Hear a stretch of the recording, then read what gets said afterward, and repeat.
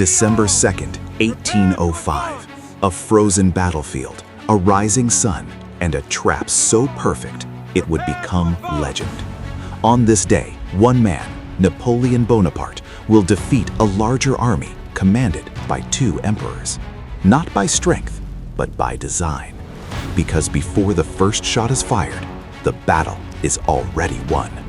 Just months earlier, Napoleon had been preparing to invade England. His army waited along the Channel coast. But everything changed. A new coalition formed against France, Austria, Russia, and their allies. Instead of waiting, Napoleon moved fast. In one of the most remarkable marches in history, he redirected his army across Europe. Within weeks, he surrounded an entire Austrian force at Ulm. They surrendered. Then, Vienna fell. But the war wasn't over, because now a much larger enemy approached. From the east came the army of Alexander I of Russia. From within the empire stood Francis II, Holy Roman Empire. Together, nearly 90,000 men. Napoleon had fewer, and he was deep in enemy territory. This is where most commanders would hesitate. Napoleon did the opposite. He made himself look weak. He abandoned the high ground, the Pratzen Heights. He stretched his lines. He exposed his right flank. To the Allies, it looked like collapse. A tired army, far from home, ready to break. But it wasn't weakness. It was bait. Napoleon knew his enemies. He knew they would attack what looked vulnerable. And when they did, they would leave something else exposed. The land around Austerlitz mattered. Rolling hills, frozen ponds, small villages. At the center, the Pratzen Heights. Whoever controlled them controlled the battle. Napoleon gave them up on purpose. Because he didn't want to hold the heights. He wanted the enemy to leave them. Morning arrives. Fog blankets the battlefield. Visibility is low. Movement is hidden.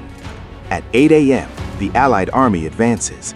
Massive columns move down from the heights toward the French right, exactly as Napoleon predicted. They strike hard.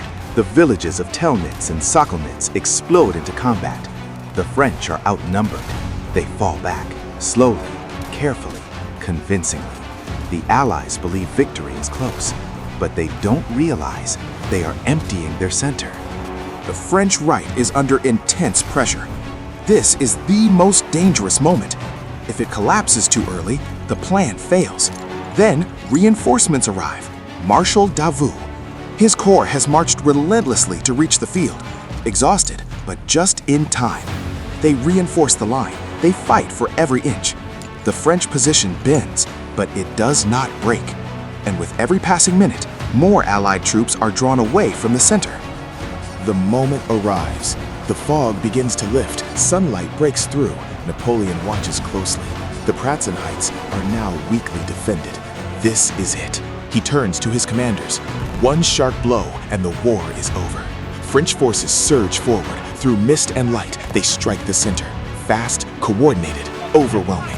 The Allies are caught completely off guard. Their line fractures. Within minutes, their army is split in two. Confusion spreads. Orders don't reach units. Command breaks down. Attempts to regroup fail. What was once a strong position becomes a collapsing front. Still, the Allies try one last time. The Russian Imperial Guard advances. This is their last chance. They strike hard. For a brief moment, the French center wavers. Napoleon responds instantly. He commits his final reserve, the Imperial Guard. Elite, unshaken. They move forward. And in a decisive clash, they stopped the attack. The moment passes. The battle is decided. Everything collapses. The Allied army retreats. But retreat turns to panic. To the south, thousands are driven toward frozen lakes. Artillery fires. The ice breaks. The battlefield dissolves into chaos. The army disintegrates. By nightfall, Napoleon has done the impossible. Outnumbered, he has won completely. The consequences are immediate. Austria seeks peace. The balance of power shifts.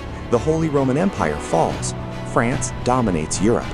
And Napoleon's legend becomes unstoppable. Austerlitz was not just a victory. It was precision. It was timing. It was strategy at its highest level. A battle where everything went exactly to plan. Subscribe to Unseen Realities for more stories where history isn't just told, it's revealed.